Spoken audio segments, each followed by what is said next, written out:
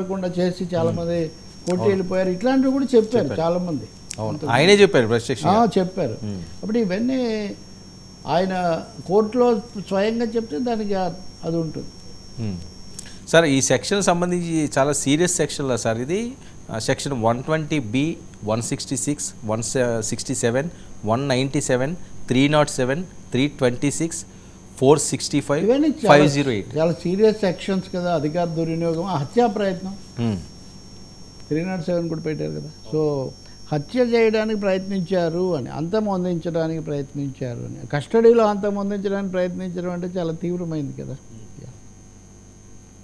So ఇది మొదలే అని అనుకోవచ్చండి. ఇంకా చాలా కేసులు ఉంటాయంటున్నారు కాబట్టి అన్నీ తవ్వి తీస్తామని చెప్తున్నారు కదా. తప్పకుండా చాలా ఫిర్యాదులు, కనీసం ఇప్పుడు నేను చెప్పినవి 2-3 కేసులు ఉన్నాయి, ఇంకా చాలా ఉన్నాయి కదా. అవన్నీ రావచ్చు తప్పకుండా. సరిగ్గా వ్యవహరించారు, అధికార దుర్వినియోగం ఎక్కడ, శృతి మించింది ఎక్కడ, అలా కోర్టు చెప్పిన దాన్ని కూడా ఎక్కడైనా ఉల్లంఘించారా లేదా అది కూడా చేయొచ్చు. అప్పుడు అది కోర్టు ధిక్కారం కూడా దానికి తోడవుతుంది.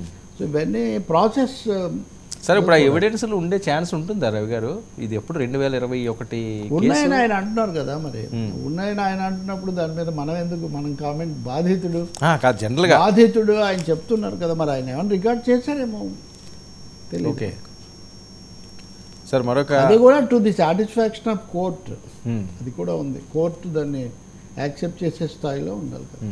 ఏదైనప్పటికీ కూడా చాలా కీలకంగా మారుతున్నది ఏపీలో రాజకీయాలు. ఒక అంశం, ఈ అరెస్టులు, ఈ గోళ ఇంకా కొన్నాళ్ళు ఉండే అవకాశం కనిపిస్తుందా ఈ రకంగా? ఇప్పుడే కదా కొత్త ప్రభుత్వం, ఒక నెల కూడా నెల అయింది ఈ రోజు. ఈ నెలలోనే ఎన్ని ఇష్యూలు సార్? బెయిల్ మొదట ఎక్కువగా ఉంటాయండి ఇవన్నీ, తర్వాత పరిపాలన ఇవన్నీ దాంట్లో జరుగుతుంది. కీలకమైనవి ఇప్పుడు కదులుతున్నాయి ఇవి.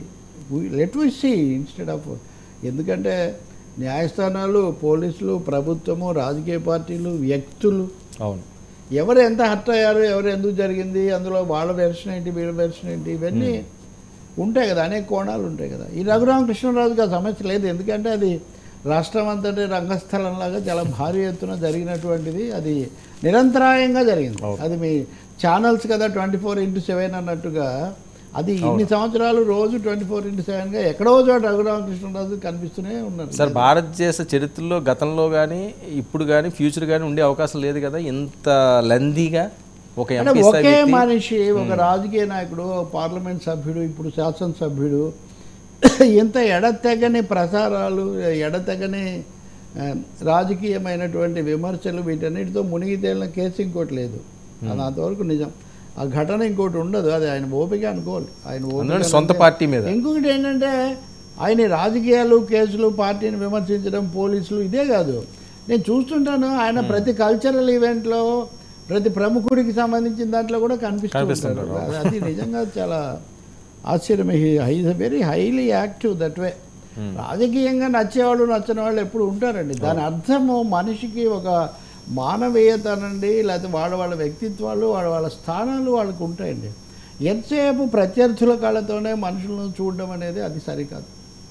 ఇంకోటేమో ప్రజాస్వామ్య హక్కులు ఉంటాయి కదా. ఇవి ప్రభుత్వాలతో నిమిత్తం లేకుండా, పార్టీలతో నిమిత్తం లేకుండా మానవ హక్కులు ఉంటాయి. ఉదాహరణకు మీరు ఒకరిని అరెస్ట్ చేయండి, కోర్టులో ప్రొడ్యూస్ చేయండి, కొట్టాల్సిన, ఇప్పుడు ఆయన కాళ్ళు అప్పుడు వాచ్ అయ్యాయి, అవన్నీ ఇప్పుడు మళ్ళీ ఇప్పుడు ఆ పరిశీలనకు వస్తాయి. పునః పరీక్ష జరుగుతుంది వీటన్నిటి మీద. ఇది ఒక సినిమా ఫక్కి అనుకోవచ్చా సార్? ఎందుకంటే అక్కడ జీఈచి డాక్టర్ ఏమో నెగిటివ్ రిపోర్ట్ ఇచ్చిందంటారు, లేకపోతే సిఐడి ఇలా చేశారంటారు, వీడియోలు తీశారంటారు. 2 విషయాలండి. న్యాయస్థానాలు ఎప్పుడు మెరిట్స్ అండ్ డిమెరిట్స్లోకి వెళ్ళడం మేము పరిశీలించిన తర్వాత చెప్తూ ఉంటారు. మనమైనా మెరిట్స్, ఒక్కొక్క అంశం ఓవరాల్గా దాని స్వభావం ఇది. ఇప్పుడు ఆ నిజంగా ఆ ఆసుపత్రి మీద ఆరోపణ సరైనదా కాదా, ఇది ఇంకోటి, అది మనం అది న్యాయస్థానాలకు వదిలిపెట్టడం మంచిది. ఎందుకంటే అప్పుడు డాక్టర్లు, వాళ్ళు కూడా కొంత స్పందించారు రెండో వైపున. కాబట్టి ఇప్పుడు వచ్చింది కదా, ఇంకా న్యాయ వ్యవస్థ ముందుకు వచ్చిన తర్వాత దట్ ఈజ్ ద అల్టిమేట్. రెండోది సుప్రీంకోర్టు స్థాయి దాకా వెళ్ళింది కాబట్టి మళ్ళీ ఇప్పుడు కూడా వెళ్ళగలరు కావాలంటే. సార్, ఉత్తరాంధ్రపై చంద్రబాబు నాయుడు గారు కమట ప్రాప చూపిస్తున్నారని చెప్పి అమర్నాథ్ గారు ఇచ్చిన స్టేట్మెంటు, మా హయాంలోనే ఉత్తరాంధ్ర